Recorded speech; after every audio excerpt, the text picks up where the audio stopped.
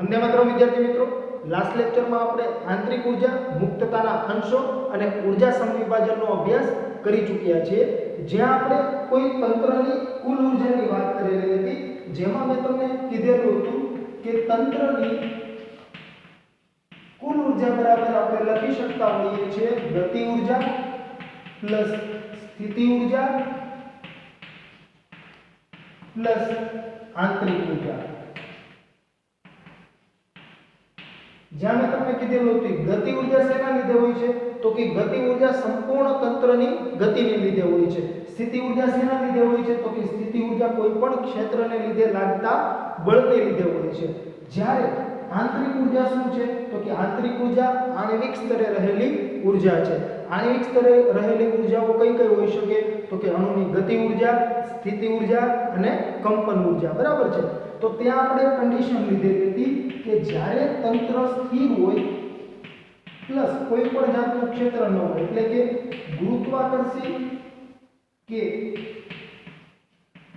સ્થિત વિદ્યુત ક્ષેત્રની ગેરહાજરી હોય, ત્યારે તંત્રની કુલ ઉર્જા બરાબર આપણે શું મળી જતું હતું, તો કે તંત્રની કુલ ઉર્જા બરાબર આંતરિક ઉર્જા મળતી હતી। કેમ, તો કે ત્યાં મેં તમને કીધેલું હતું કે તંત્ર સ્થિર છે એટલે તંત્રને કોઈ ગતિ ઉર્જા હશે નહીં। જ્યારે કોઈ પણ જાતનું ક્ષેત્ર નથી તો એની પાસે સ્થિતિ ઉર્જા પણ હશે નહીં, તો માત્ર ને માત્ર શું હશે, આંતરિક ઉર્જા, બરાબર છે। આંતરિક ઉર્જા શું હોય છે, તો કે આણ્વિક સ્તરે રહેલી ઉર્જાઓ। અને જેમાં પણ મેં તમને વાત કરેલી હતી કે જો આપણે આદર્શ વાયુ લેશું તો આદર્શ વાયુ માટે મેં તમને કીધેલું હતું કે એમના અણુઓ વચ્ચે કોઈ પણ જાતનું ફોર્સ ઓફ એટ્રેક્શન હોતું નથી, એટલે કે આકર્ષણ બળ હોતું નથી, તો એને પોટેન્શિયલ એનર્જી નહીં હોય, એટલે કે સ્થિતિ ઉર્જા હશે નહીં, બરાબર છે। અને કંપન માત્ર ને માત્ર ઊંચા તાપમાને જ જોવા મળે છે, બરાબર છે। એટલા માટે આપણે ત્યાં કહેતા હતા કે આંતરિક ઉર્જા બરાબર શું થઈ જશે, તો કે કાઇનેટિક એનર્જી, એટલે કે ગતિ ઉર્જા, બરાબર છે। એટલે આપણે કહી શકીએ કે જ્યારે તંત્ર સ્થિર હોય અને કોઈ પણ જાતનું ક્ષેત્ર નહીં હોય ત્યારે તંત્રની કુલ ઉર્જા અથવા તો કે તંત્રની ઉર્જા બરાબર શું હશે, આંતરિક ઉર્જા, એટલે કે અણુઓની ગતિ ઉર્જા હશે, બરાબર છે। જ્યારે ઊંચું તાપમાન હશે ત્યારે કઈ કંપન ઉર્જા પણ આપણે ગણતરીમાં લેવી પડતી હોય છે। અને સાથે સાથે આપણે મુક્તતાના અંશોનો પણ અભ્યાસ કરેલો હતો અને ઉર્જા સમવિભાજનના નિયમનો પણ અભ્યાસ કરેલો હતો, બરાબર છે। જેને આધારે આપણે એક સમીકરણ મળેલું હતું કે કોઈ પણ n મોલ આદર્શ વાયુની જ્યારે આપણે વાત કરતા હોઈએ, બરાબર છે, ત્યારે ડેલ્ટા U આપણે શું મળતું હતું, n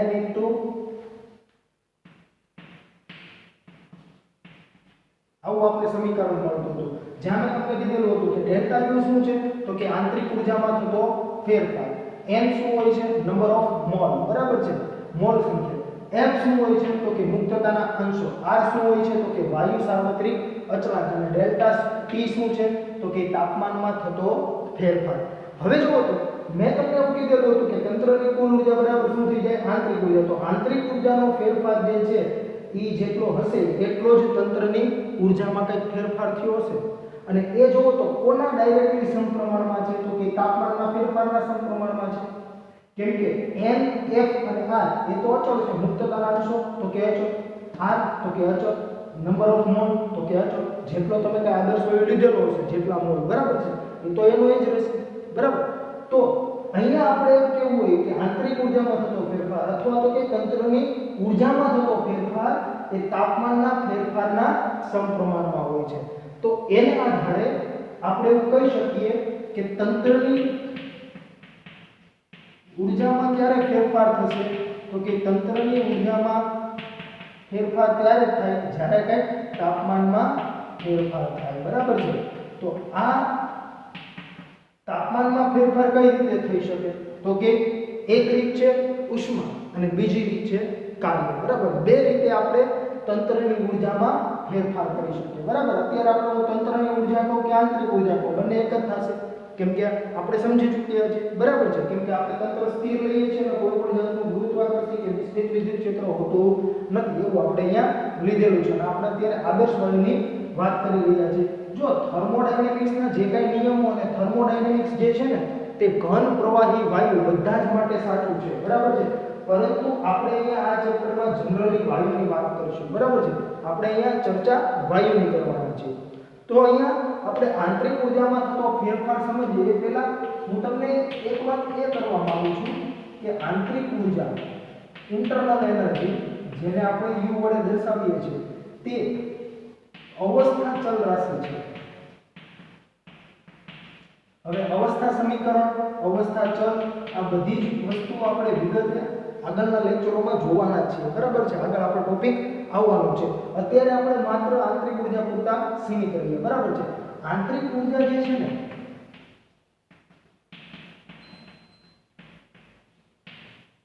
એ માત્ર ને માત્ર તંત્રની અવસ્થા પર આધારિત છે। એ અવસ્થા કઈ રીતે મળેલી છે ને તેના પર આધાર રાખતી નથી, બરાબર છે। એટલે આંતરિક ઉર્જાને આપણે શું કહીએ છીએ? અવસ્થા ચલ રાશિ, બરાબર છે। કે આંતરિક ઉર્જા ફક્ત તંત્રની, મેં કીધું એ મુજબ કે આંતરિક ઉર્જા ફક્ત તંત્રની અવસ્થા પર આધાર રાખે છે। તે અવસ્થા કઈ રીતે પ્રાપ્ત થઈ તેના પર આધારિત નથી, બરાબર છે। જો આંતરિક ઉર્જા ફક્ત તંત્રની અવસ્થા પર આધારિત છે, બરાબર, તે અવસ્થા કઈ રીતે પ્રાપ્ત થઈ તેના પર આધારિત નથી। દબાણ, કદ, તાપમાન, આંતરિક ઉર્જા આ બધી જ અવસ્થા ચલ રાશિઓ છે, બરાબર છે। બધી જ અવસ્થા દર્શાવે। હું તમને એમ કહું કોઈ વાયુ છે, સમજો સપોઝ કે આ કોઈ તંત્ર છે, આમાં કોઈ વાયુ રહેલો છે,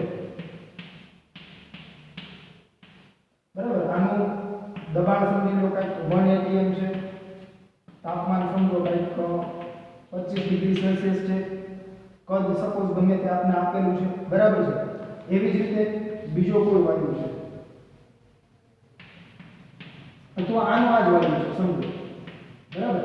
આના આ જ વાયુને હું આ P1 T1 લઈ લઈએ, બરાબર। અહીંયા હું લખો P2। હવે દબાણ હું 5 atm કરી દઈશ અને ટેમ્પરેચર હું કંઈક સપોઝ કે સમજો 45 ડિગ્રી સેલ્સિયસ કરી દઉં છું, બરાબર છે।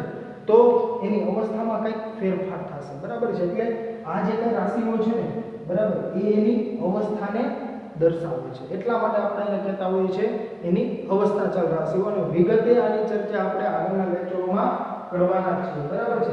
એટલે અત્યારે આપણે તેની કોઈ વિગતે ચર્ચા કરતા નથી, બરાબર। એ જ્યારે આવશે ત્યારે હું તમને વિગતે સમજાવીશ અવસ્થા સમીકરણ શું છે, બરાબર, અવસ્થા ચલ રાશિ શું છે। તો અહીંયા આપણે એવું કહી શકીએ કે જો આંતરિક ઉર્જા અવસ્થા ચલ રાશિ હોય ને તો અવસ્થા ચલ રાશિની એક લાક્ષણિકતા છે, કોઈ પણ અવસ્થા ચલ રાશિ હશે ને એમાં થતો ફેરફાર, એટલે કે અહીંયા આપણે આંતરિક ઉર્જાની અત્યારે વાત કરીએ છીએ હાલ પૂરતા, તો હું એવું કહી શકું કે આંતરિક ઉર્જામાં થતો ફેરફાર માત્ર તંત્રની અથવા તો કે તમારે એવું કેવું હોય તો તંત્ર આપણે નથી કહેતા, માત્ર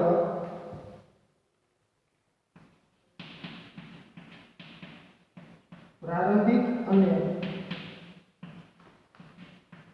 અંતિમ સ્થિતિ, આપણે કોઈ વાયુની વાત કરી રહ્યા છે કે આદર્શ વાયુ, બરાબર છે। તો પ્રારંભિક અને અંતિમ સ્થિતિ એટલે કે અવસ્થા થઈ ગઈ ને એની કંઈક અવસ્થા બદલાઈ હશે, નહીંતર જો અવસ્થા એની એ જ રહી હોય, બરાબર છે, આદર્શ વાયુની, તો આપણે પ્રારંભિક અને અંતિમ સ્થિતિની ક્યાં વાત જ કરવાની હતી। તો એની એ જ અવસ્થા હશે, બરાબર છે। એટલે કંઈક ફેરફાર થયો છે, બરાબર, તો એની આંતરિક ઉર્જામાં પણ કંઈક ફેરફાર થશે, બરાબર છે। એટલે કે પ્રારંભિક અને અંતિમ સ્થિતિ એટલે કે અવસ્થા પર આધાર રાખે છે। તે અવસ્થા સુધી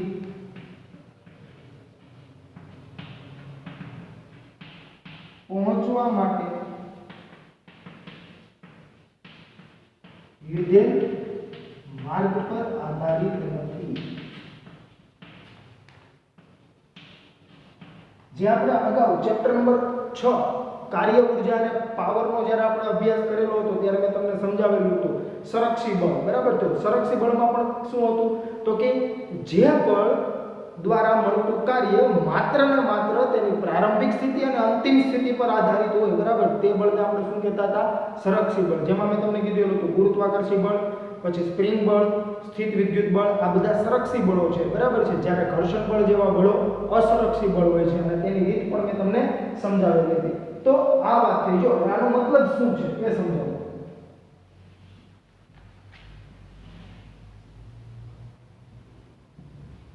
આ કોઈ સમજો ગ્રાફ છે દબાણ વિરુદ્ધ કદનો, બરાબર છે. તો હું તમને અહીંયા એવું કહું કે આ કોઈ આપણે આંતરિક ઉર્જાની જ્યારે વાત કરી રહ્યા હોઈએ, બરાબર, ત્યારે કોઈ પ્રારંભિક સ્થિતિ આ છે જેને આપણે નંબર 1 કહીએ અથવા કોઈ પણ પોઈન્ટ છે, સમજો ને, બરાબર છે. ત્યાંથી આપણે આ પોઈન્ટ સુધીની વાત કરવાના છીએ. એટલે આનો મતલબ શું થયો એ આખો હું તમને હમણાં સમજાવું છું. પહેલા હું ગ્રાફ અહીંયા ડ્રો કરી નાખું, બરાબર છે.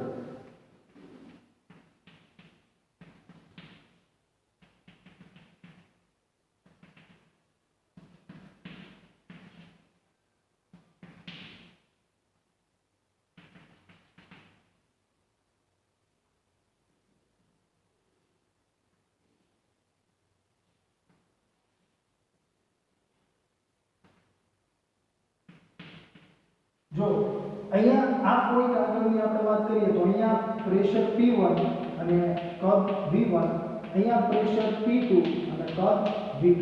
હવે મેં તમને હમણાં સમજાવ્યું કોઈ વાયુ માટે દબાણ અને કદ બદલાશે તો એની કંઈક અવસ્થા બદલાશે, બરાબર છે. તો હવે જો તો મેં અહીંયા બે માર્ગ દર્શાવેલા છે. આ છે માર્ગ 1 અને આ છે માર્ગ 2, અથવા તો કે આ પથ થઈ ગયા બે પથ, બરાબર છે. જો તો આ પથે ગતિ કરીને અહીંયા પહોંચશે, બરાબર છે. એટલે કે ઈ કઈ પ્રોસેસ આ રીતે થાય છે, બરાબર છે. ઈ શું કરે છે અહીંયા તો કે જો તો એના કદમાં પહેલા ઓછો ફેરફાર છે, બરાબર છે, અને દબાણમાં પહેલા વધુ ફેરફાર થાય છે, પછી દબાણમાં ફેરફાર ઓછો કરે છે અને કદમાં વધુ ફેરફાર થાય છે, બરાબર. એટલે કે અહીંયા જે કઈ રીત છે એના કરતાં અહીંયા રીત થોડી ઊંધી છે. જો તો અહીંયા દબાણમાં ફેરફાર બહુ નહીવત છે, પહેલા કેમાં ફેરફાર કરે છે? કદમાં, અને પછી શું થાય છે તો કે પછી કદમાં ફેરફાર ઓછો થાય છે અને દબાણમાં ફેરફાર વધુ થાય છે, બરાબર છે. એટલે બંને માર્ગ જુદા જુદા છે.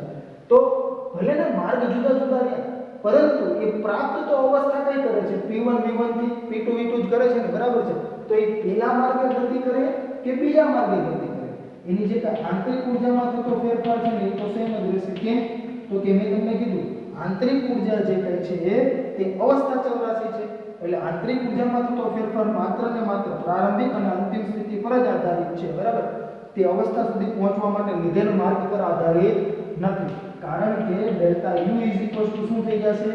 UF - UR, બરાબર. એટલે જ્યારે P2 પ્રેશર હોય અને V2 કદ હોય ત્યારની ઉર્જા માઈનસ P1 પ્રેશર હોય અને V1 કદ હોય ત્યારની ઉર્જા. એટલે જો તો આ માર્ગે જાવ તો એનું જ સેમ મળવાનું છે તમને, અને આ માર્ગે જાશો તો એનું જ મળશે, સમજાય છે? એટલે આ રીતની વાત છે, બરાબર છે. એટલે આંતરિક ઉર્જા જે છે એ અવસ્થા ચલ રાશિ છે, અને મેં તમને આજે આકૃતિ દ્વારા સમજાવ્યું, બરાબર. એ મુજબ તમે એવું કહી શકો કે ડેલ્ટા U1 ડેલ્ટા U2 થાય. આ U1 નો મતલબ શું છે તો કે U1 નો મતલબ એ છે કે આ માર્ગે ગતિ કરીને આ અવસ્થા પ્રાપ્ત કરે છે, બરાબર છે. અને તે દરમિયાન થતો આંતરિક ઉર્જાનો ફેરફાર, બરાબર. એટલે માર્ગ 1 જ્યારે અપનાવે છે ત્યારે આંતરિક ઉર્જામાં થતો ફેરફાર, અને આ માર્ગ 2 દરમિયાન થતો આંતરિક ઉર્જાનો ફેરફાર, બરાબર છે. તો જે બંને સેમ હશે. ત્યારબાદ જો આપણે અન્ય વાત કરીએ તો હું તમને એમ કહું કે કોઈ અહીંયા પ્રોસેસ છે, એ પ્રોસેસ સાયકલિક પ્રોસેસ છે, સમજજો. અહીંયા PV લઈએ, બરાબર છે. તો હું અહીંયાથી એક ગ્રાફ ડ્રો કરું છું. અહીંયા પોઈન્ટ A કહી દઉં, અહીંયા પોઈન્ટ B, B થી ક્યાં જશે? C, અને C થી D, અને D થી ફરી પાછા A પર પહોંચશે. જો પ્રોસેસ આ રીતે છે, A થી B, B થી C, C થી D અને D થી A, બરાબર છે. તો ડેલ્ટા U ક્યારનો તો કે A B C D A is equal to શું થઈ જાય? 0. કેમ કે જો તો UI ઇઝ ઇક્વલ ટુ શું છે? UF છે. મેં શું કીધું? A થી B જાય, B થી C, C થી D અને D થી A, બરાબર છે. એટલે આ દરમિયાન શું થયું જો ચેક કરો તો એ અને બી આગળના પ્રેશર કેવા હશે? સમાન, બરાબર. અહીંયા માત્ર કદમાં ફેરફાર થયો, પછી શું કર્યું? દબાણમાં ફેરફાર કર્યો, કદ અચળ રાખ્યો. પછી શું થાય છે? તો કે આ માર્ગે જ્યારે આવશે ને ત્યારે જો એના કદમાં ઘટાડો થયો અને દબાણ અચળ, બરાબર. અને પછી અહીંયા શું થયું? તો કે અહીંયા દબાણ વધ્યું છે પણ કદ એનું એ જ છે, બરાબર છે. અને છેલ્લે પાછા એ આગળ આવશે અને જે એના કાંઈ સમજી લો અહીંયા P1 V1 છે, બરાબર છે. તો અહીંયા પ્રેશર કેવું છે? અચળ. માત્ર ને માત્ર કદ જ બદલાયેલું છે. અહીંયા કદ કેવું છે? અચળ, બરાબર. માત્ર ને માત્ર શું બદલાયેલું છે? પ્રેશર, બરાબર છે. તો આને હું P2 કહી દઉં. હવે ત્યાંથી અહીંયા આવશે એટલે પ્રેશર અચળ, માત્ર ને માત્ર કદ બદલાઈ ગયું છે. શું થઈ ગયું છે? પાછું V1 થઈ ગયું છે, કેમ કે અહીંયા V1 છે, અહીંયા શું છે? V2 છે, બરાબર છે. અને હું અહીંયા પ્રેશર P1 કહું છું, અહીંયા P2 કહું છું, બરાબર. આપણે અત્યારે સમજીએ છીએ એટલે આ રીતે આપણે લીધેલું છે, બરાબર. તો અહીંયાથી જ્યારે અહીંયા પહોંચે એટલે પાછું શું થઈ ગયું? P1 V1 થઈ ગયું કે નહીં? તો જો તો હવે દબાણના કદ એના એ જ છે, તો એની અવસ્થા પાછી જે હતી એની એ જ અવસ્થા આવી ગઈ, બરાબર છે. એટલે આ અવસ્થા ચલરાશિ છે, તો એમાં કાંઈ ફેરફાર થયો હશે નહીં, બરાબર છે. જ્યારે અવસ્થા બદલાશે તો જ તમને કાંઈક આંતરિક ઉર્જામાં થતો ફેરફાર મળશે, બરાબર. જો અવસ્થા એની એ જ હશે તો એમાં કોઈ ફેરફાર થતો હશે નહીં. એટલે જ્યારે સાયકલિક પ્રોસેસ હોય, બરાબર. સાયકલિક એટલે કે આખી આવી તમને જે કાંઈ પ્રોસેસનો તમે જો ગ્રાફ ડ્રો કરશો, બરાબર, પ્રક્રિયાનો ગ્રાફ, બરાબર, કે આવો જ્યારે તમને બંધ માર્ગ મળે આપો, બરાબર. બંધ માર્ગનો મતલબ શું હતો? જ્યાંથી શરૂઆત કરી ત્યાં જ પાછા તમે પહોંચી ગયા, બરાબર છે. તો ત્યારે તમને ડેલ્ટા યુ શું મળશે? તો કે 0, કેમ કે ui uf અથવા તો કે પ્રારંભિક સ્થિતિ બરાબર અંતિમ સ્થિતિ, બરાબર. જે આપણે સ્થાનાંતરમાં જેવું આપણે સમજેલા હતા એ મુજબની અહીંયા વાત થાય, બરાબર છે. તો આવું તમે કહી શકો, બરાબર. તો આંતરિક ઉર્જામાં તમને આ કન્સેપ્ટ ખાસ ખબર હોવી જોઈએ. એક બીજી વસ્તુ છે એ પણ આપણે અહીંયા સાથે સાથે જોઈ લઈએ, બરાબર, કે આંતરિક ઉર્જાનું આપણું જે સૂત્ર છે એ તો એવું છે કે ડેલ્ટા U સમજો n F/2 R delta T. હવે જો તો મેં તમને શું કીધું હતું? તંત્રની કુલ ઉર્જા એટલે કે E શું હતું? તંત્રની આંતરિક ઉર્જા આપણને મળતી હતી, બરાબર છે. અને આપણે શું કહેતા હતા? કાઇનેટિક એનર્જી, બરાબર છે, અથવા તો કે ગતિ ઉર્જા. અને આ જે U છે એ આદર્શ વાયુ માટે કોનું ફંક્શન છે? તો કે ફંક્શન છે તાપમાનનું. કેમ? તો કે જો અહીંયા ડેલ્ટા U એટલે કે આંતરિક ઉર્જામાં થતો ફેરફાર કોના સમપ્રમાણમાં છે? તાપમાનના સમપ્રમાણમાં, બરાબર છે. તો f ઓફ t થઈ જશે ને. f ઓફ t નો મતલબ શું થઈ ગયો? કોનું વિધેય? તો કે તાપમાનનું વિધેય. એટલે કે આંતરિક ઉર્જા કોનું વિધેય છે? તો કે તાપમાનનું વિધેય છે.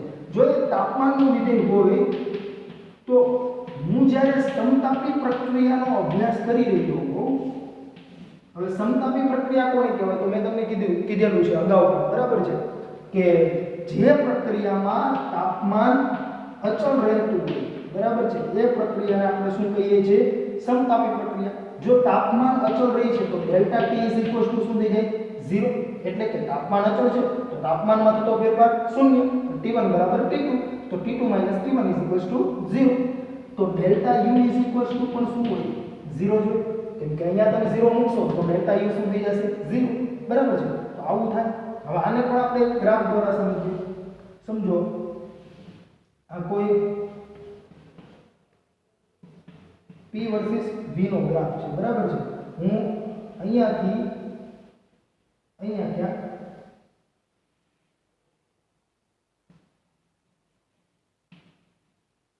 બરાબર છે, અહીંયા P1 ચાલો અહીંયા દર્શાવીએ, બરાબર છે, ત્યારે તમને વધુ ખ્યાલ આવે. આ 0, બરાબર છે. હું આને 1 કહી દઉં, આને 2 કહી દઉં, આને 2 કહી દઈશ અને આને 4 કહી દઉં, કેમ કે અહીંયા થોડું વધારે સ્કેલ છે, બરાબર. એટલા માટે હવે અહીંયા V જે છે ને એ કેમાં હશે? લીટરમાં, બરાબર છે. અને આ પ્રેશર જે છે એ સમજો કેમાં છે? ATM માં, બરાબર છે, વાતાવરણ. તો અહીંયા જો તો P1 V1 શું મળ્યું? 2 × 2 એટલે કે 4, બરાબર છે. અહીંયા P2 V2 શું મળ્યું? 1 × 4 એટલે કે 4. અને એકમ શું થઈ જાય છે? તો કે ATM * લિટર. અહીંયા પણ એકમ શું આવશે? ATM * લિટર, બરાબર છે, કેમ કે પ્રેશર ATM માં છે અને કદ જે છે વોલ્યુમ લિટરમાં છે. તો આવું થઈ જશે. તો જો તો PV ઇઝ ઇક્વલ્સ ટુ અચળ થઈ ગયું કે નહીં? અને આપણે અગાઉ અભ્યાસ કરી ચૂક્યા છીએ કે સમતાપી પ્રક્રિયા હોય એટલે કે તાપમાન અચળ હોય ત્યારે PV ઇઝ ઇક્વલ્સ ટુ અચળ મળે. બરાબર છે? એટલે આ વાત અહીંયા થઈ. એટલે આ તમને ખાસ ખબર હોવી જોઈએ. તો આના ઉપરથી પણ તમે એવું કહી શકો કે delta U is equals to, આના ઉપરથી આપણે એવું લખી શકીએ delta U is equals to UB minus UA. હું આને A કહી દઉં પોઈન્ટ અને આને B કહી દઉં. બરાબર છે? તો UB માઈનસ UA. તો delta U is equals to શું હશે? 0, કેમ કે તાપમાન અચળ હોવાથી delta U is equals to શું થઈ જશે? 0. બરાબર છે? કેમ કે અહીંયા PV ઇઝ ઇક્વલ્સ ટુ અચળ છે. તો આ ખાસ તમને ખબર હોવી જોઈએ. આવું થતું હોય છે. હવે જુઓ તો આપણે આંતરિક ઉર્જામાં થતા ફેરફારની વાત કરી રહ્યા હોય તો મેં તમને કીધું કે તાપમાનમાં કંઈક ફેરફાર જો થશે તો આંતરિક ઉર્જામાં ફેરફાર થશે. તાપમાનમાં ફેરફાર જો શૂન્ય હોય, બરાબર છે, તો આંતરિક ઉર્જામાં થતો ફેરફાર પણ શૂન્ય હોય. તો તાપમાનમાં ફેરફાર કઈ રીતે કરી શકાય? તો તાપમાનમાં ફેરફાર બે રીતે કરી શકાય. અને જો તાપમાનમાં ફેરફાર થાય તો આંતરિક ઉર્જામાં પણ ફેરફાર થાય અને આંતરિક ઉર્જાનો ફેરફાર જે કહે છે એ જ શું હશે? તંત્રની ઉર્જાનો ફેરફાર. કેમ કે E is equals to U, જે મેં તમને હમણાં સમજાવેલું જ હતું. બરાબર છે? કેમ કે આપણે અહીંયા તંત્ર સ્થિર લઈએ છીએ અને કોઈ પણ જાતનું ક્ષેત્ર લેતા નથી. તમને એવું થતું હશે કે સર વારંવાર કેમ આવું કહે છે, એટલે તમને મગજમાં કન્સેપ્ટ ફિક્સ બેસી જાય એટલે હું અવારનવાર આવું કહેતો હોઉં છું. બરાબર છે? તો હવે આપણે અહીંયા વાત કરીએ કે તંત્રની ઉર્જામાં અથવા તો કે આંતરિક ઉર્જામાં ફેરફાર બે રીતે થઈ શકે. બરાબર? એક રીત કઈ છે? ઉષ્મા. અને બીજી રીત કઈ છે? તો કે કાર્ય. હવે જો તો ઉષ્માની રીતે કઈ રીતે? તો કે તંત્રને કાં તો ઉષ્મા આપી દો અને કાં તો તંત્ર પાસેથી ઉષ્મા લઈ લો. હવે ઉષ્મા શું છે એ પણ હું હમણાં તમને વિગતે સમજાવું. બરાબર છે? તમે ઉષ્મા આપો છો, જે મેં તમને લાસ્ટ લેક્ચરમાં પણ કીધેલું હતું. ઉષ્મા શું છે? તો કે heat is a way of transfer of energy. બરાબર છે? કે જે કાંઈ આપણી ઉર્જા જે છે, બરાબર છે, કે જે વહન પામે છે તંત્રમાંથી પરિસરમાં અથવા તો કે પરિસરમાંથી તંત્રમાં, એ વહન પામતી ઉર્જાને આપણે શું કહીએ છીએ? ઉષ્મા કહીએ છીએ. બરાબર? અને એટલે જ આપણે અગાઉ પણ ચર્ચા કરેલી હતી કે ઉષ્મા એ ઉર્જાનો જ એક પ્રકાર છે. બરાબર છે? તો અહીંયા આપણે ઉષ્મા જો તંત્રને આપીશું અથવા તંત્ર પાસેથી ઉષ્મા લઈ લઈશું, બરાબર, તો એના તાપમાનમાં કંઈક ફેરફાર થાય. જો તમે તંત્રને ઉષ્મા આપો તો એનું તાપમાન વધશે, એટલે એની આંતરિક ઉર્જામાં શું થશે? વધારો થશે. કેમ કે તમે ઉષ્મા આપો છો એટલે કે કંઈક ઉર્જા તમે આપી. બરાબર છે? જે ઉર્જા વહન પામે છે એને જ આપણે ઉષ્મા કહીએ છીએ. બરાબર છે? તો જો તંત્રને તમે કંઈક ઉષ્મા આપો છો તો એના અણુઓની ગતિ ઉર્જા વધશે. ગતિ ઉર્જા વધશે એટલે એની આંતરિક ઉર્જામાં કંઈક ફેરફાર થશે, એટલે કે એની આંતરિક ઉર્જા વધી. આંતરિક ઉર્જા વધી એટલે એને તંત્રની ઉર્જા વધી. જો એની પાસેથી તમે કંઈક ઉષ્મા લઈ લેશો એટલે કે તમે એની પાસેથી કંઈક ઉર્જા લીધેલી છે, કયા સ્વરૂપે મળે છે? આપણી ઉષ્માના સ્વરૂપે. બરાબર છે? તો એની ગતિ ઉર્જામાં ઘટાડો થશે, એટલે આની આંતરિક ઉર્જામાં ઘટાડો થશે, એટલે તંત્રની ઉર્જા ઘટશે. તો તંત્રની ઉર્જામાં ફેરફાર કઈ રીતે કરી શકાય? તો કે બે રીતે. એક તો ઉષ્માની રીતે, બીજું તો કે કાર્ય. તો કે જ્યારે આપણે તંત્ર પર કાર્ય કરીએ અથવા તંત્ર દ્વારા કંઈક કાર્ય થશે તો પણ એની ઉર્જામાં ફેરફાર થશે. કેમ કે જ્યારે તંત્ર પર કાર્ય થશે ને ત્યારે એને કંઈક ઉર્જા મળશે, અને જ્યારે તંત્ર દ્વારા કંઈક કાર્ય થશે, બરાબર છે, ત્યારે એ કંઈક ઉર્જા ગુમાવશે. બરાબર છે? અને એ ઉષ્મા સ્વરૂપે જ ગુમાવેલી છે. બરાબર? તો તમે એવું કહી શકો ત્યારે પણ એના તાપમાનમાં ફેરફાર થશે અને એની આંતરિક ઉર્જા અથવા તો એની ઉર્જામાં ફેરફાર થાય છે. બરાબર છે? તો બે રીતે આપણે એને ફેરફાર કરી શકીએ. તો હવે આપણે થર્મોડાયનેમિક્સમાં આ બે વસ્તુ કઈ રીતે ધન અને ઋણ લેવી, બરાબર છે, એ આપણે અભ્યાસ કરીએ. કેમ કે જો કેમેસ્ટ્રીની વાત કરીએ તો કેમેસ્ટ્રીમાં ઉષ્માનો જે કન્સેપ્ટ છે ને પોઝિટિવ નેગેટિવનો, એ જ સેમ કન્સેપ્ટ ફિઝિક્સમાં છે. પરંતુ જ્યારે કાર્યને ધન અને ઋણ લેવાની વાત આવે તો થોડું અહીંયા અલગ છે. જે મેં તમને અગાઉ પણ કીધેલું હતું કે આપણે ફિઝિક્સ અને કેમિસ્ટ્રીના કન્સેપ્ટને થર્મોડાયનેમિક્સના થોડા અલગ રાખીશું એટલે તમને કોઈ પણ જાતનો પ્રોબ્લેમ થશે નહીં, બરાબર છે. તો હવે જો આપણે અહીંયા ઉષ્માની વાત કરતા હોઈએ, બરાબર, તો ઉષ્મા કોને આપણે કહી શકીએ તો કે તંત્ર અને પરિસર વચ્ચે વહન પામતી ઉર્જાને આપણે શું કહીએ છીએ?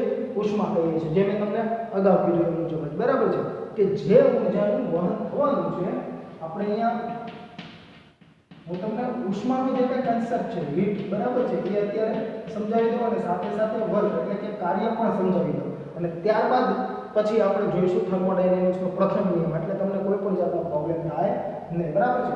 તો આંતરિક ઉર્જા આપણે અભ્યાસ કરી ચૂક્યા, સાથે સાથે હવે ઉષ્મા અને કાર્યને પણ સમજી લઈએ, બરાબર છે. તો તમે એવું કહી શકો તંત્ર અને પરિસર વચ્ચે વહન પામતી ઉર્જાને ઉષ્મા કહે છે. કોને કહીશું તો કે તંત્ર અને પરિસર વચ્ચે વહન પામતી ઉર્જાને આપણે ઉષ્મા કહીશું, બરાબર. એટલે આ ખાસ તમને ખબર હોવી જોઈએ. ઉષ્મા ચોક્કસપણે ઉર્જા છે, પરંતુ કેવી ઉર્જા તો કે વહન પામતી ઉર્જા છે, બરાબર છે. અને અહીંયા તમે એવું લખી શકો કે ઉષ્મા એ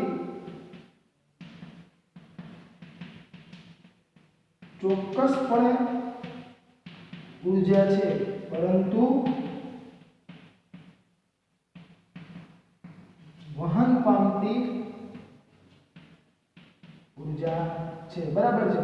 અને અન્ય એક રીતે કેવું હોય, બરાબર છે, તો હું તમને ઘણીવાર કહું છું કે હીટ જે છે, ઉષ્મા જે છે એ જે રીતે ટ્રાન્સફર થાય છે ને એનર્જી અથવા તો કે ઉર્જા જે સ્વરૂપે ટ્રાન્સફર થાય છે ને એ સ્વરૂપને આપણે શું કહીએ છીએ? ઉષ્મા કહીએ છીએ, બરાબર છે. અને આવું ક્યારે થાય છે તો કે આવું ત્યારે જ થાય, તમને ઉષ્મા ક્યારે મળે જો તંત્ર અને પરિસર વચ્ચે વહન પામતી ઉર્જાને ઉષ્મા કહીએ છીએ, બરાબર છે. એટલે એ જે સ્વરૂપે વહન પામે છે, બરાબર છે, એને આપણે શું કહીએ છીએ? ઉષ્મા. અને આવું ક્યારે પોસિબલ છે તો કે જ્યારે તાપમાનનો કંઈક ફેરફાર હોય ત્યારે ઊંચા તાપમાનથી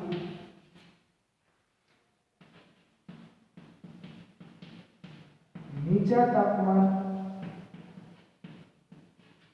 ધરાવતી અથવા તો કે ધરાવતા તંત્ર અથવા તો કે પરિસર બેમાંથી ગમે તેનું તાપમાન, બરાબર, અથવા આપણે આને જનરલાઈઝ કરીએ, બરાબર, કે કંઈક તાપમાનનો ફેરફાર હોય ત્યારે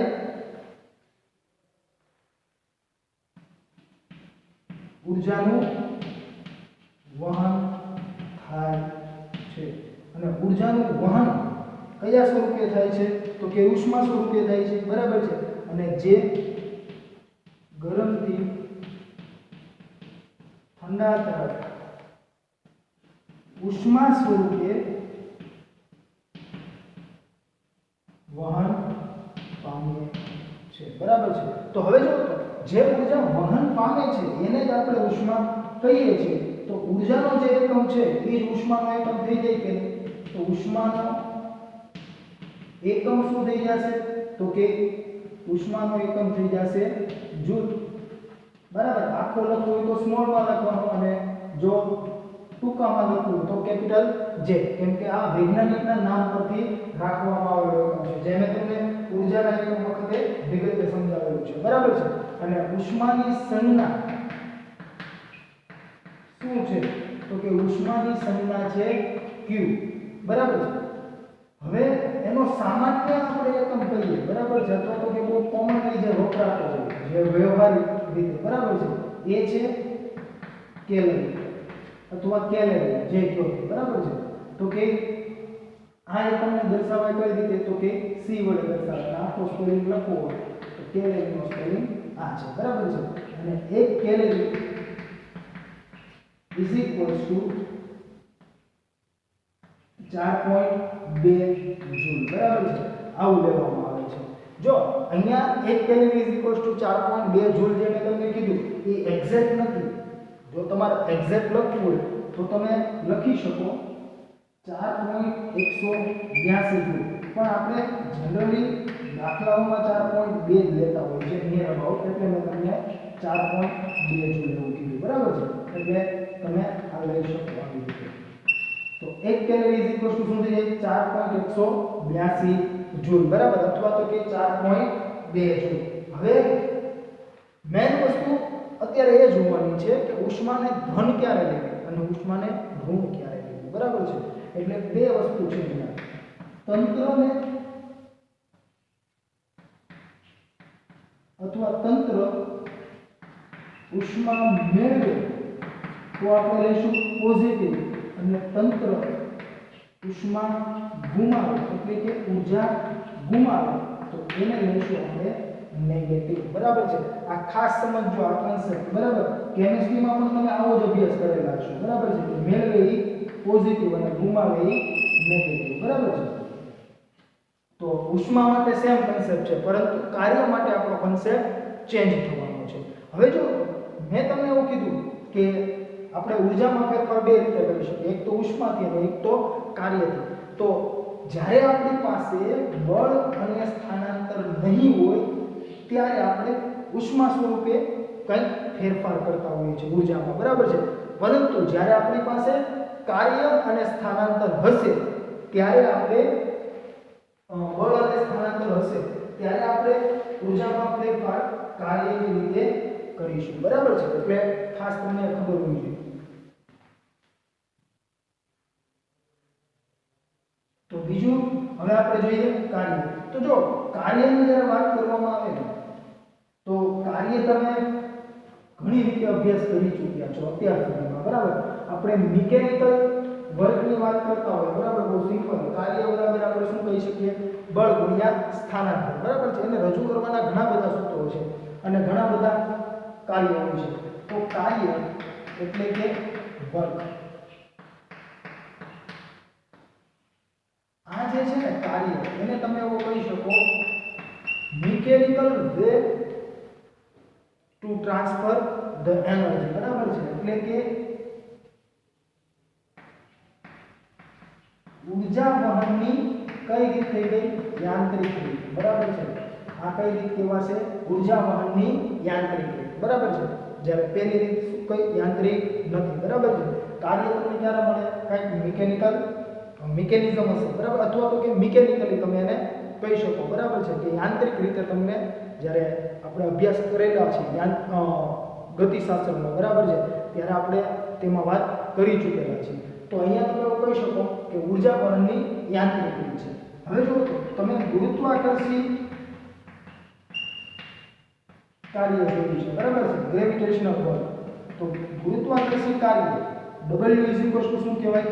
m ડેલ્ટા v, બરાબર છે? ઇલેક્ટ્રિકલ કાર્ય અથવા તો કે ઇલેક્ટ્રિકલ વર્ક એનો પણ તમે અભ્યાસ કરી ચૂક્યા છો. જે તમે અભ્યાસ કરી ગયા છે સમજ્યા? m ડેલ્ટા v, અહીંયા હતું q ડેલ્ટા v. આ તમે ધોરણ 10 માં અભ્યાસ કરી ચૂક્યા છો, બરાબર છે? ઇલેક્ટ્રિકલ વર્ક, બરાબર? ત્યાર પછી તમે એક આવું પણ કાર્ય જોયેલું છે W k delta x square, બરાબર? આ કયું કાર્ય છે?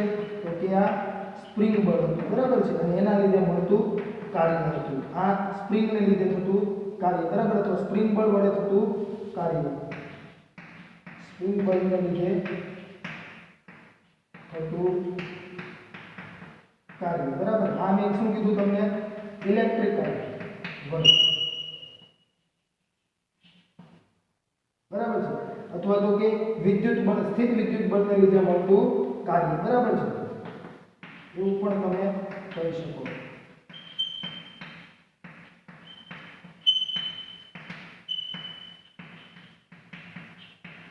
તો અહીંયા m શું છે? તો કે દળ. ડેલ્ટા v શું હોય? તો કે સ્થિતિ ઊર્જાનો ફેરફાર. હવે તમને એવું થાય કે સર તમે આવું ક્યાંથી લાવ્યા? તો કે સ્થિતિ ઊર્જા આપણે કઈ રીતે વ્યાખ્યાયિત કરેલી હતી? તો કે મેં તમને કીધેલું હતું કે એકમ દળના પદાર્થને ગુરુત્વાકર્ષી ક્ષેત્રમાં લાવવા માટે કરવું પડતું કાર્ય, બરાબર છે?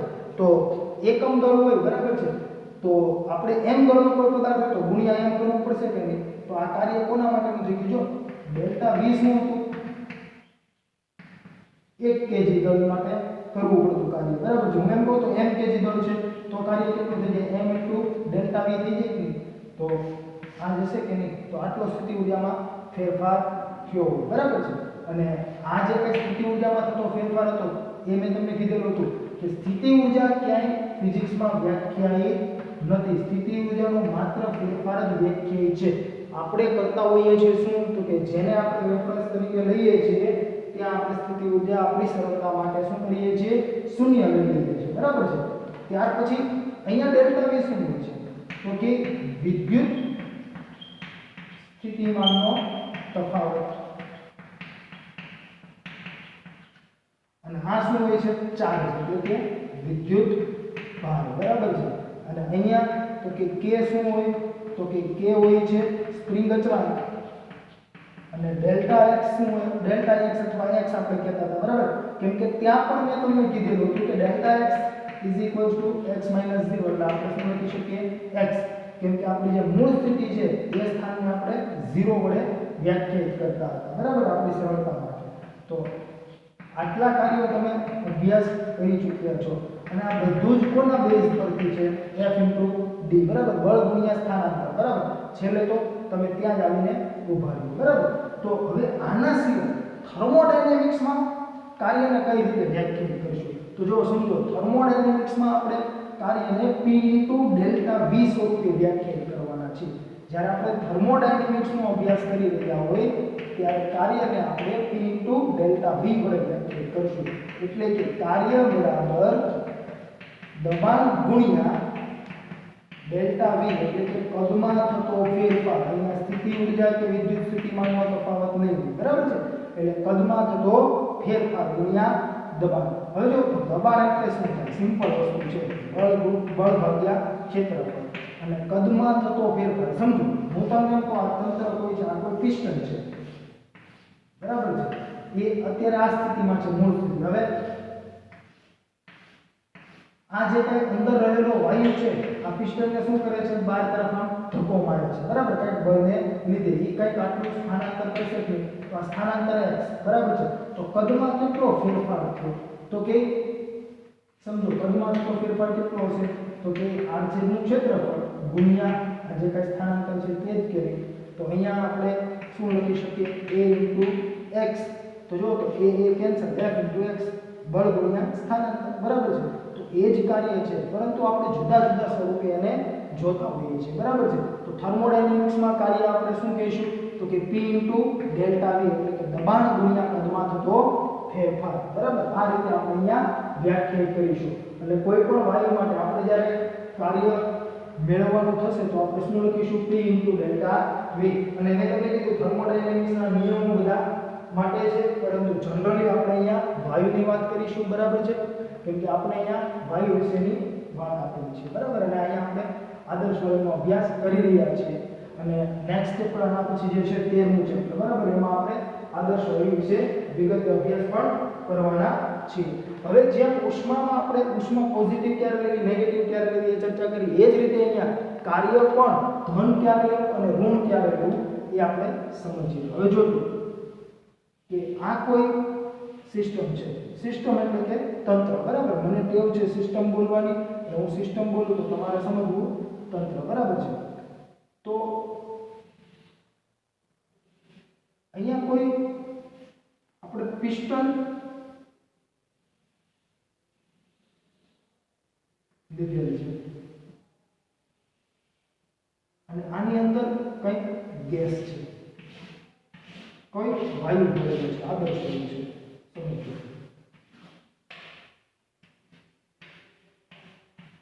હવે આ જે પિસ્ટન છે ને, આ પિસ્ટન ઉપર હું કંઈક અહીંયા દળ મૂકું છું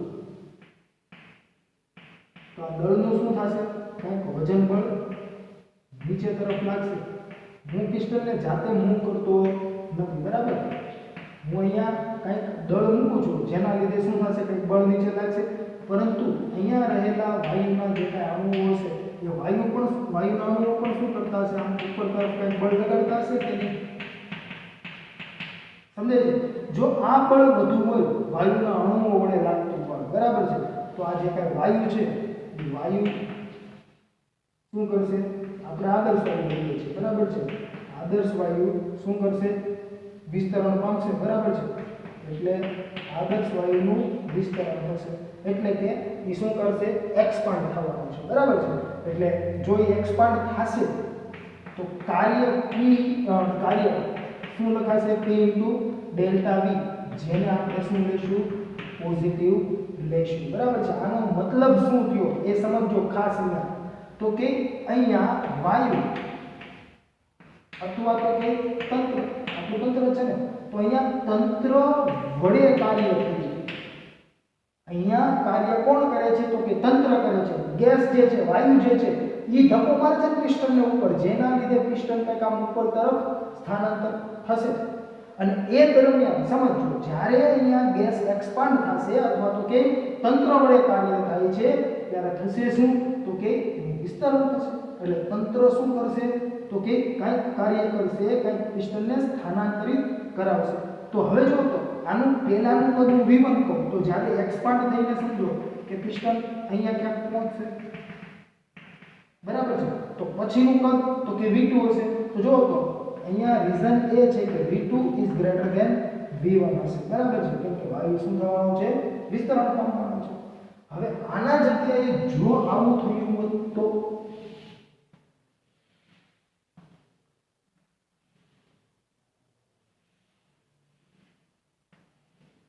આ જે કઈ આપણે દળ મૂકેલા છે, બરાબર છે, એ દળ જો મેં અહીંયા વધુ મૂક્યા હોત તો આપણે 4 મૂક્યા હતા, 4 ની જગ્યાએ સમજો કે હું અહીંયા 8 મૂકી દઉં છું, બરાબર, તો વજન, બરાબર છે. તો હવે અહીંયા ગેસ જે છે એ ગેસ શું કરશે? કમ્પ્રેસ થશે કે નહીં? બરાબર છે. ગેસ અહીંયા શું થવાનો છે? કમ્પ્રેસ થવાનો છે, બરાબર છે. તો આ દરમિયાન શું થશે? તો કે જો આ જે કાંઈ વાયુના અણુઓ હતા ને, એ તો આની ઉપર બળ લગાડે જ છે, પરંતુ આના કરતા જે કાંઈ વજન બળ જે છે ને, વજન બળ આનું, બરાબર, એ હવે શું થઈ ગયું છે? વધી ગયું છે, બરાબર છે. અહીંયા 4 ની આપણે વાત કરીએ, અહીંયા મેં 8 લીધા, સમજો કે આ બળ વધુ છે ઉપરથી, બરાબર. તો આ શું થશે? પિસ્ટન નીચે તરફ મૂવ થશે કે નહીં? એટલે પિસ્ટન હવે સમજો ક્યાં આવશે? અહીંયા નીચે આવી જશે કે નહીં? તો જો તો પહેલા આપણે કદ V1 કહીએ, તો પછી કદ V2, તો V2 ઇઝ લેસ ધેન શું હશે? V1 હશે, બરાબર છે. તો અહીંયા તંત્ર એટલે કે વાયુ પર કાર્ય થયું કે નહીં? બરાબર છે. એટલે તંત્ર પર કાર્ય થયું તો W P ડેલ્ટા V કેવું મળશે તમને? નેગેટિવ મળશે. કેમ કે ડેલ્ટા V શું લખાય? જો ખાસ સમજો, W આપણે એમ કહીએ છીએ P ડેલ્ટા V, પરંતુ ડેલ્ટા V શું હોય? અંતિમ પદ માઈનસ પ્રારંભિક પદ કે નહીં? તો અહીંયા જો અહીંયા વાયુ વિસ્તરિત થાય છે, બરાબર છે, એટલે કે તંત્ર વડે કાર્ય થાય છે. જ્યારે તંત્ર વડે કાર્ય થાય છે ત્યારે V2 કેવો હશે? ગ્રેટર ધેન હશે V1 કરતા. તો ડેલ્ટા V કેવો આવશે? ધન, અને દબાણ તો ધન જ હોવાનું છે, તો તમને થતું કાર્ય કેવું મળશે? ધન. જ્યારે ગેસ કમ્પ્રેસ થાય છે એટલે કે તંત્ર પર કાર્ય થાય છે ત્યારે V2 is less than V1, તો ડેલ્ટા V કેવો મળશે? નેગેટિવ, અને દબાણ તો પોઝિટિવ છે, તો તમને કાર્ય કેવું મળશે? તો કે નેગેટિવ મળશે, બરાબર છે. એટલે આ કન્સેપ્ટ ખાસ ખબર હોવી જોઈએ કે તંત્ર પર કાર્ય થતું હોય ને તો આપણે શું લઈશું? નેગેટિવ, બરાબર છે. અને તંત્ર વડે કાર્ય થાય એટલે કે તંત્ર દ્વારા જ્યારે કાર્ય થતું હશે ત્યારે એ કાર્યને આપણે શું લઈશું? તો કે એ કાર્યને આપણે ધન લઈશું, બરાબર છે. એટલે અહીંયા ખાસ આપણે ધ્યાન રાખવાનું છે કે તંત્ર વડે થતું કાર્ય હશે એ પોઝિટિવ, અને તંત્ર દ્વારા તંત્ર પર થતું કાર્ય નેગેટિવ, બરાબર છે. તંત્ર વડે કાર્ય અથવા તંત્ર દ્વારા કાર્ય આવા શબ્દનો પણ ઉપયોગ થતો હોય છે. હવે જો વાત એ કે કેમિસ્ટ્રીમાં તમે આના કરતા ઊંધું, એટલે કે કેમિસ્ટ્રીમાં આને પોઝિટિવ લઈ છે, આને નેગેટિવ લઈ છે. જો આ ફેર છે થર્મોડાયનેમિક્સમાં, કેમિસ્ટ્રી અને ફિઝિક્સના. તો એવું શું કરવા છે? તો કે એવું એનું કારણ એ છે કે આઈડિયોલોજી, ફિઝિક્સની આઈડિયોલોજી અને કેમિસ્ટ્રીની આઈડિયોલોજીમાં થોડો ફેર છે, બરાબર. બીજું કોઈ વસ્તુ અહીંયા છે નહીં. બાકી તમે થર્મોડાયનેમિક્સના પ્રશ્નો ફિઝિક્સની રીતે સોલ્વ કરો કે કેમેસ્ટ્રીની રીતે સોલ્વ કરશો, આન્સર બેમાં સેમ જ આવશે. આન્સરમાં કોઈ ફેરફાર આવશે નહીં. બરાબર છે. એટલે એ ખાસ સમજો. અહીંયા આઈડિયોલોજીનો ફેરફાર છે. આઈડિયોલોજીનો ફેરફાર કે તો કે કેમેસ્ટ્રીમાં એવું માનવામાં આવે છે કે તમારે જે પણ કંઈ કામ કરવું છે, બરાબર છે, એ માત્ર ને માત્ર તમે સિસ્ટમ પર કરો, એટલે કે તંત્ર પર કરો. તમારે જે કાંઈ સ્ટડી કરવી છે ને સ્ટડી કોના પર કરવાની છે? માત્ર ને માત્ર તંત્ર પર અથવા તો કે સિસ્ટમ પર. બરાબર છે. એટલે હું કોઈ પાત્રમાં સમજો કે વાયુ ભરું છું, બરાબર છે, તો કેમેસ્ટ્રીમાં એવું માનવામાં આવે છે કે તમે એમાં શું થાય છે, એનું તાપમાન બદલાય છે, દબાણ બદલાય છે, આ થાય તે થાય, એ બધું તમે માત્ર ને માત્ર સિસ્ટમ માટે જ જુઓ. એટલે એ લોકો જ્યારે સિસ્ટમ પર કાર્ય થાય ને એને ધન લે છે. સમજાય છે? અને સિસ્ટમ દ્વારા જે કાંઈ કાર્ય થાય છે એને ઋણ લે છે. જ્યારે ફિઝિક્સમાં તંત્ર વડે જે કાર્ય થાય છે એને આપણે ધન લઈએ છીએ અને તંત્ર પર જે કાંઈ કાર્ય થાય છે એને આપણે ઋણ લઈએ છીએ. શું કરવું? તો કે ફિઝિક્સની જો વાત કરવામાં આવે, બરાબર છે, તો ફિઝિક્સમાં એવું માનવામાં આવે છે કે કોઈ મશીન કાર્ય કરીને આપવું જોઈએ. તો તમને જો કોઈ મશીન અથવા કોઈ પણ વસ્તુ કંઈક કરીને આપે છે, આપને કોઈ કામ કરીને આપે, તો આપણા માટે તે શું થયું? પોઝિટિવ જ થયું ને. સમજાય છે? એટલે જ્યારે આપણે કોઈ કામ કરીને આપે છે ત્યારે ફિઝિક્સ શું કહે છે કે તંત્ર અથવા કોઈ મશીન, આપણે એવું ઈચ્છતા હોય છે કોઈ મશીન આપણે કામ કરી દે, આપણે ન કરવું પડે. બરાબર? એટલે કોઈ મશીન જો કંઈ કાર્ય કરીને તમને આપે તો એને ધન લેવાનું અને બાકી એને શું કરીશું? આપણે ઋણ લઈશું. અને બીજી રીતે મેં તમને જે સમજાવ્યું, બરાબર, કે ગેસ એક્સપાન્ડ થાય તો એનું કદ વધે. કદ વધે તો V2 is greater than V1, તો ડેલ્ટા V ધન, તો W ધન. બરાબર છે. અને જ્યારે ગેસ જે કહે છે એ કમ્પ્રેસ થાય છે ત્યારે V2 is less than V1, બરાબર છે, તો ડેલ્ટા V ઇઝ નેગેટિવ. તો તમને ત્યાં W શું મળશે? નેગેટિવ મળશે. બરાબર છે. એટલે આટલો માત્ર ને માત્ર આઈડિયોલોજીનો ફેરફાર છે કે જે તમને ખાસ ખબર હોવી જોઈએ. એટલે હું તમને કહેતો હતો કે કેમેસ્ટ્રી અને ફિઝિક્સમાં તમે આ જે કન્સેપ્ટો છે થર્મોડાયનેમિક્સના એને મિક્સ કરતા રહો. બરાબર છે. તો હવે આ બધું જે કાંઈ આપણે અભ્યાસ કરીએ, બરાબર, તેને આધારે એક આપણે તારણ પર આવી શકીએ. તારણ શું છે? તો તારણ એવું છે કે હું તમને એમ કહું કે આ કોઈ સમજી લો તંત્ર છે, બરાબર, કોઈ સિસ્ટમ છે, પાત્ર છે, કન્ટેનર, બરાબર, જેમાં મેં અહીંયા કાંઈ કોઈ ગેસ ભરેલો છે. તો આની અવસ્થાને મારે દર્શાવવી છે. તો મેં તમને કીધું અવસ્થાને દર્શાવવા માટે આપણે આંતરિક ઉર્જાનો ઉપયોગ કરીશું. બરાબર છે. ઉષ્મા વડે દર્શાવી શકાય નહીં. જેનું રીઝન શું છે? તો કે ઉષ્મા ઉર્જા છે, પરંતુ કેવી ઉર્જા? વહન પામતી ઉર્જા છે. બરાબર છે. હું એમ કહું કે આ કોઈ પરિસર સાથે સંતુલન, તાપીય સંતુલન મેળવે છે. બરાબર છે. કે પહેલાનું ટેમ્પરેચર શું હતું? 40 ડિગ્રી સેલ્સિયસ હતું અને આજુબાજુનું જે કાંઈ પરિસર જે છે એનું ટેમ્પરેચર હતું 25 ડિગ્રી સેલ્સિયસ. તો આની સાથે તાપીય સંતુલન મેળવશે તો શું થઈ જશે? આ 25 ડિગ્રી સેલ્સિયસ થઈ જશે ને 40 માંથી. બરાબર છે. તો જુઓ તો તમે જો ઉષ્મા જે છે એના વડે એની અવસ્થાને દર્શાવતા હોય, બરાબર છે, તો ઉષ્મા તો શું છે? વહન પામતી ઉર્જા. તો એ જતી રહી 25 ડિગ્રી સેલ્સિયસ એની પાસે જે ઉષ્મા છે એ એની અવસ્થા દર્શાવશે નહીં. બરાબર છે. અને જુદા જુદા ટેમ્પરેચરે જે કાંઈ ટેમ્પરેચર સમજી લો 100 ડિગ્રી સેલ્સિયસથી મારે 99 ડિગ્રી સેલ્સિયસે આવવું હોય અથવા તો કે 19 ડિગ્રી સેલ્સિયસથી 18 ડિગ્રી સેલ્સિયસે આવવું હોય, બરાબર છે, તો 1 ડિગ્રી સેલ્સિયસનો જ આપણે અહીંયા શું કરીએ છીએ? ફેરફાર કરીએ છીએ. પરંતુ આના માટેની જે કાંઈ ઉર્જાનો જથ્થો છે, બરાબર, એ ડિફરન્ટ વાયુ માટે ડિફરન્ટ હોય છે. બરાબર છે. એટલે ખાસ એ આપણે અહીંયા સમજવું પડે. બરાબર. એટલે આંતરિક ઉર્જા જે છે ને એ એની અવસ્થા દર્શાવશે, જ્યારે ઉષ્મા કે કાર્યની ઉર્જા અવસ્થા દર્શાવે નહીં. બરાબર છે. કેમ કે કાર્ય જે છે એ અવસ્થામાં ફેરફાર કરી શકશે. બરાબર છે. પરંતુ ચોક્કસપણે આપણે એવું કહીએ કે એની પાસે આટલું કાર્ય છે તો એ યોગ્ય નથી. હું તમને કહું કે આમાં આ વાયુ ભરેલો છે, બરાબર છે, આ વાયુ પાસે સમજી લો કે હું એક સ્ટેટમેન્ટ એવું આપું કે કોઈ તંત્રમાં રહે વાયુ પાસે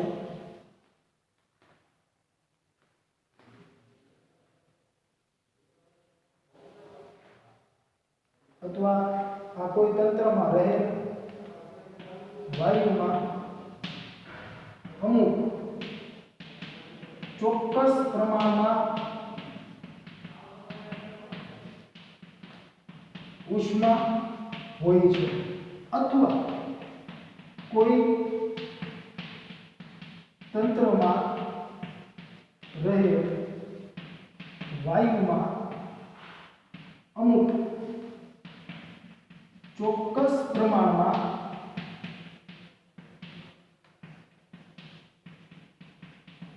કાર્ય હોય છે અથવા કોઈ તંત્રમાં રહેલ વાયુમાં અમુક ચોક્કસ પ્રમાણમાં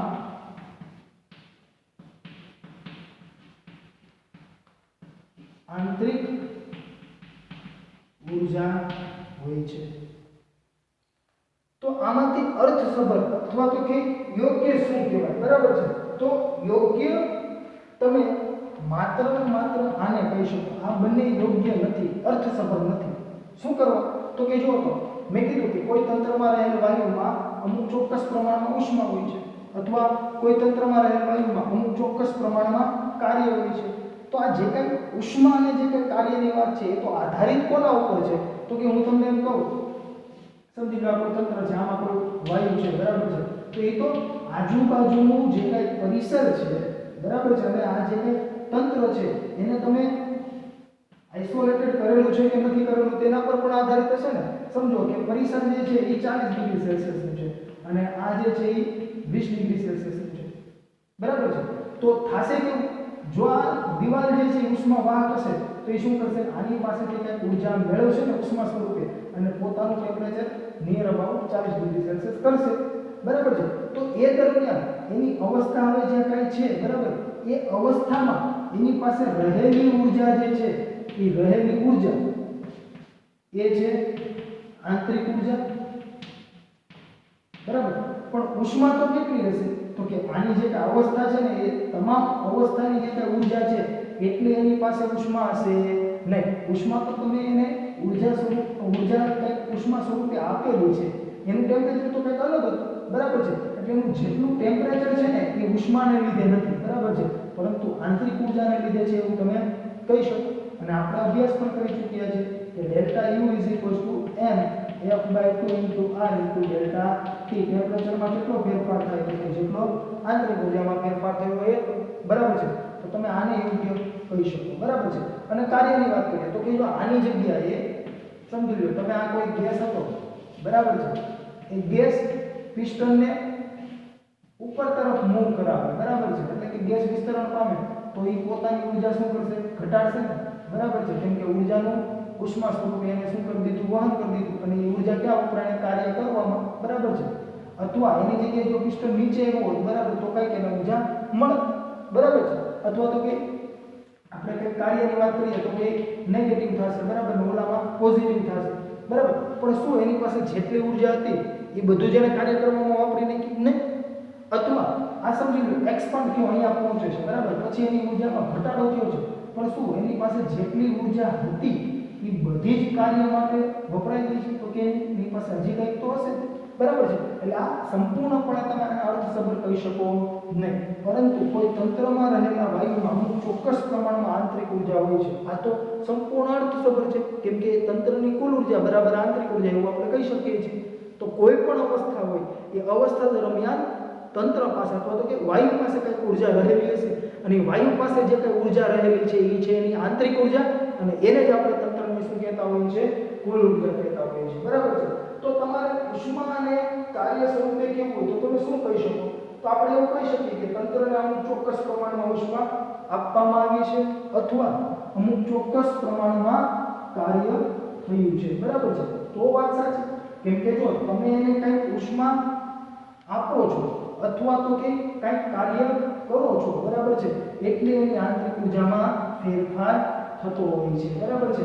એટલે એવું તમે કહો તો એ અર્થસભર છે કે તંત્રમાં કઈ ઉષ્મા આપવામાં આવી છે અથવા તંત્ર દ્વારા અમુક ચોક્કસ પ્રમાણમાં કાર્ય થયું છે, બરાબર છે। તો એવું આપણે કહી શકીએ, તો એ અર્થસભર છે, સમજ પડે? એટલે આ બધા કન્સેપ્ટ જે છે એ ખૂબ જ જરૂરી હતા, એટલે આપણે એક સાથે બધું સમજી ગયા છીએ. અત્યારે આંતરિક ઉર્જા મેં તમને લાસ્ટ લેક્ચરમાં સમજાવેલું હતું અને એના રિલેટેડ જે કાંઈ કન્સેપ્ટ હતા તે પણ આપણે અહીંયા જોઈ ચૂક્યા છીએ. અને સાથે સાથે ઉષ્મા અને કાર્ય શું છે, ક્યારે ઉષ્માને ધન લેવાય, ક્યારે ઋણ લેવાય, અને ક્યારે કાર્યને ધન લેવાય અને ક્યારે ઋણ લેવાય. બરાબર છે? તો આ બધી જ જે કાંઈ વિષય વસ્તુ છે તેનો ખાસ અભ્યાસ કરવો અને એકવાર તમારે આ જે કાંઈ તમે નોટબુકમાં લખેલું હોય તેને ખાસ રિવાઇઝ કરવું. બરાબર છે? જેથી કરીને તમને લોંગ ટાઈમ સુધી યાદ રહી શકે. અને હવે પછીના લેક્ચરમાં આપણે ઉષ્માનો અને કાર્યનો ઉપયોગ આવશે. બરાબર? અને આંતરિક ઉર્જાના ફેરફારનો પણ ઉપયોગ આવશે. એટલા માટે આંતરિક ઉર્જા, ઉષ્મા અને કાર્ય ત્રણેયને સમજવું જરૂરી હતું. અને હવે પછીના લેક્ચરમાં આપણે જોઈશું થર્મોડાયનેમિક્સનો પ્રથમ નિયમ. બરાબર છે? જ્યાં આપણે આ ત્રણેયનો ઉપયોગ કરીશું અને તેને વિગતે સમજવાના છીએ, થર્મોડાયનેમિક્સના પ્રથમ નિયમને. એટલા માટે મેં તમને અત્યારે અહીંયા સાથે સાથે ઉષ્મા અને કાર્ય સમજાવી દીધું. અને હવે પછીના લેક્ચરમાં આપણે થર્મોડાયનેમિક્સનો પ્રથમ નિયમ અને આપણે જે કંઈ મુક્તતાના અંશો અને ઉર્જા સમવિભાજનનો નિયમ સમજેલા હતા તેને આધારે ઉષ્માધારિતા, બરાબર છે, એ પણ આપણે સમજવાના છીએ. એટલે કે સ્પેસિફિક હીટ કેપેસિટી પણ આપણે જોવાના છીએ. બરાબર? તો હવે આજના લેક્ચરને આપણે અહીંયા સુધી રાખીએ. અને આજના લેક્ચરમાં જો તમને કોઈ પણ જાતનો પ્રશ્ન હોય તો તમે મારો સંપર્ક કરી શકો છો. અસ્તુ, આભાર.